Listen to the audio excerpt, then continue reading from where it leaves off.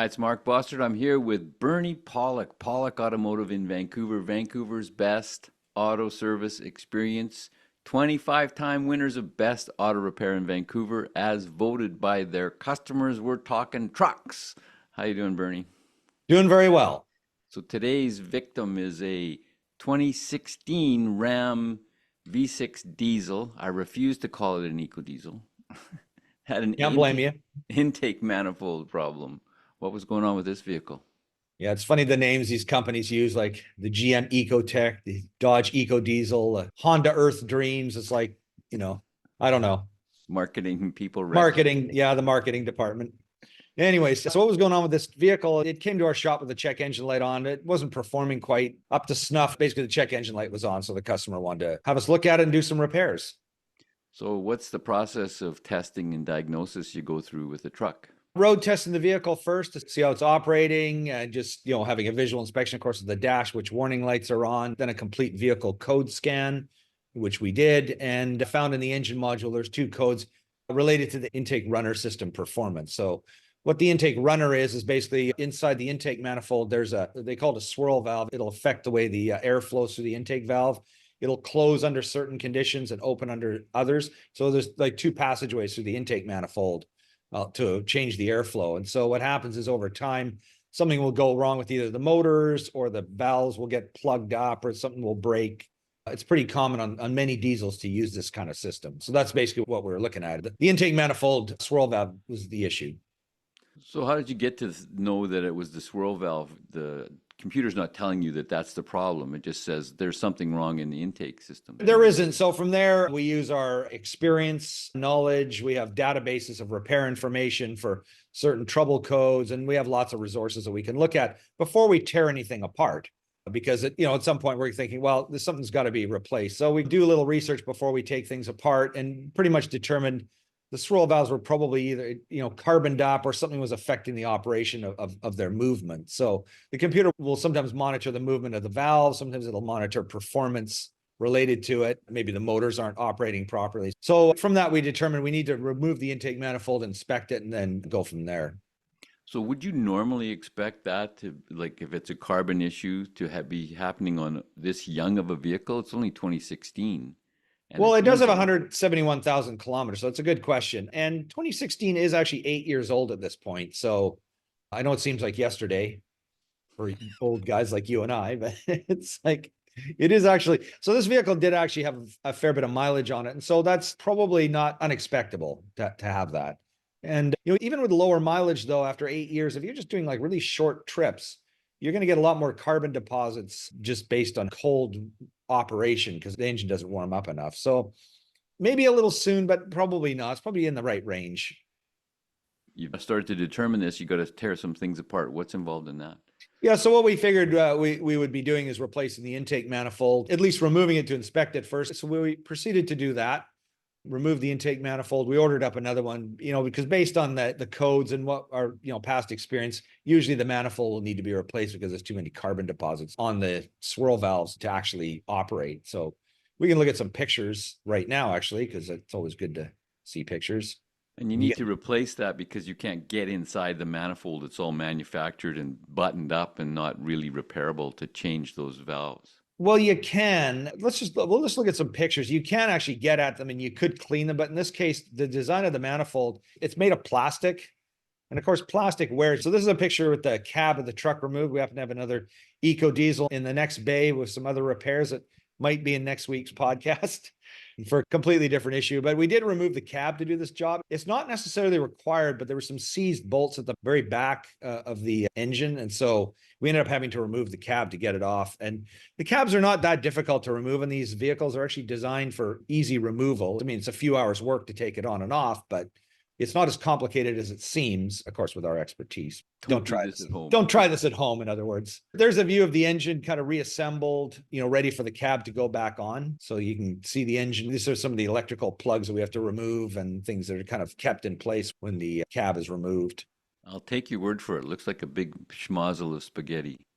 It's a lot, but the great thing with removing a cab from a vehicle like this is once you have it off, it's like working on an engine stand. And so the amount of work is the pain you have to go through to remove the cab. It gives you the pleasure of doing the repairs in a much easier manner. So let's have a look at this manifold. Okay, so this is the really ugly side of the intake manifold. This is the passageway.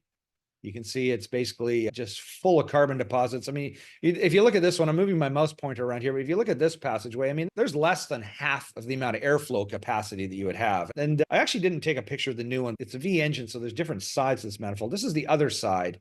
There's much less deposit here because the way the EGR valve is located, it flows more on one side of the intake than the other. You can see there's an awful lot of deposits here, but you can actually see the valve here. So these move. And I mean, you could scrape the carbon out, but again, being a plastic manifold with a metal rod going through it, these develop play over time. And then you have the motor that's being strained by trying to move it with all that guck on it. It just doesn't make any sense to try to repair it. If you're at home and you actually attempted to do it, you could try it.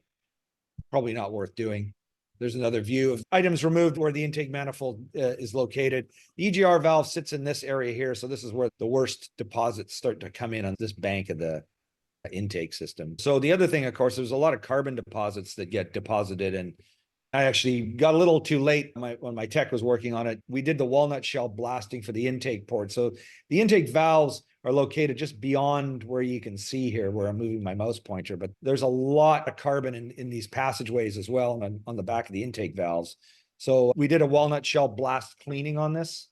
This is before the cleaning, and this is after. So you can see much cleaner, not perfect that the carbon was on there so hard, but I mean, it's pretty much 98% clean. And you can actually just see a tip of the valve back there. So again, the valve's cleaned off. So yeah, that was the other part of the job that we ended up doing as well. And I think that's our picture show for the day. So you mentioned the EGR valve, and I know from previous podcasts we've done that's perhaps the problem cause area of all this carbon buildup. Would replacing the EGR valve on a more regular basis give you some more mileage out of it? Is it worth doing something like that, or is that just crazy? I don't think so, because the EGR valve just allows the gases to flow in. It's not actually creating the carbon. It's just doing its thing. Now, I will say that there are people who remove these things or they disable them. It's not legal. It's not even ethical, in my opinion, because the pollutants from diesel are so disgusting and dangerous. But, if you own a vehicle, you can do what you want with it. But if you disable the EGR system, you won't have these carbon deposits. So I'm just saying there's a plus to simplicity. The old diesels never had EGRs in them way back when, where they rattled and knocked and sounded horrible and got really good gas mileage and lasted forever. But, they put a lot of soot and particles and crap in the air, and you can't stand nearby and breathe from them. But there's beauty in simplicity. But anyways, short of disabling the EGR valve, replacing it wouldn't make any difference. Right. So this is really the hidden cost of running a fuel that if you just had the unfiltered exhaust in your garage with the garage closed, you couldn't live in that garage for probably more than half an hour. It would kill you. Yeah, probably even faster. Your eyes would probably pop out of your eye sockets. So amazingly, technology is advanced so much to create that these things are fairly clean with all the pollution control equipment on it. But the cost is the vehicles don't last as long and they don't get as good mileage.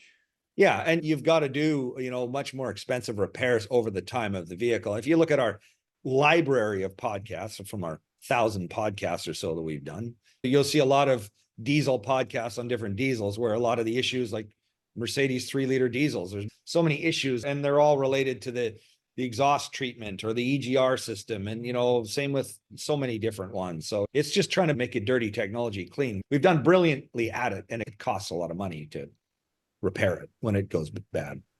So I'm going to assume this is a pretty labor intensive job to change this plastic part.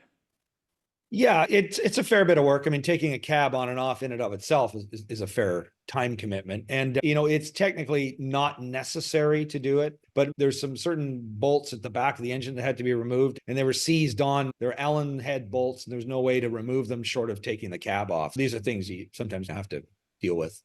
Yeah. How did the truck run after the repairs? Yeah, really nice. Really nice. And I mean, I didn't drive it before or after, but I would imagine the power would be immensely better not only will the check engine light be off, of course, because everything's functioning, but I mean, the amount of power should be immensely better, especially under load because of the amount of airflow that's going through the engine. And what did the customer tell you about the sort of the history of this vehicle? Did you get any of that information? I didn't really get any information on this one. No, I didn't actually deal with them myself. But I imagine, 170,000 kilometers, it's a pretty fair run. It's, if we put that into miles, it's probably what, 120,000 miles or something, a bit over 110,000 miles. It's a pretty good amount of driving. It's not unacceptable to have this level of kind of carbon deposit and stuff in the engine for that kind of mileage. I imagine it's probably had a fair bit of highway usage. Yeah, diesels, again, we'll reiterate, diesels are meant to be worked hard, carrying loads, and driven for long periods of time so they heat up properly so you don't get as much carbon buildup in the vehicle. So how reliable are these V6 diesel, I refuse to call it eco, Yeah. V6 diesel engines? I'll say it, the dodgy. You know what? I have to say that we're getting more and more of them coming into our shop all the time, and they've definitely got some problems and issues. So I would say that, in my opinion, they're not let's put it this way. If I was going to be buying a truck with a diesel, I wouldn't be buying one of these, but we love fixing them. We're happy to fix them. I mean, there are a lot of pluses. I mean, it's a nice amount of power in a small package, and there's a lot of benefits. And I don't think that the toughest diesels out there, I can go on with a list of a few things, but I won't here. This one here, though, I will chalk up and say, not necessarily a bad design. This is the maintenance that you need to do on a diesel as it ages. Absolutely. If you're looking for service for your Ram diesel vehicles or any Dodge or Chrysler diesel vehicles, the guys to see in Vancouver are Pawlik Automotive. You can reach them on their website, pawlikautomotive.com. You can book right online there. They'll get a hold of you. They'll find out what's going on. They'll get ready for your appointment. Or you can call them at 604-327-7112 to book your appointment. You got to book ahead. They're always busy. Pawlik Automotive in Vancouver, BC, Canada. Thanks so much for watching and listening. Thanks, Bernie. Thank you, Mark. Thanks for watching.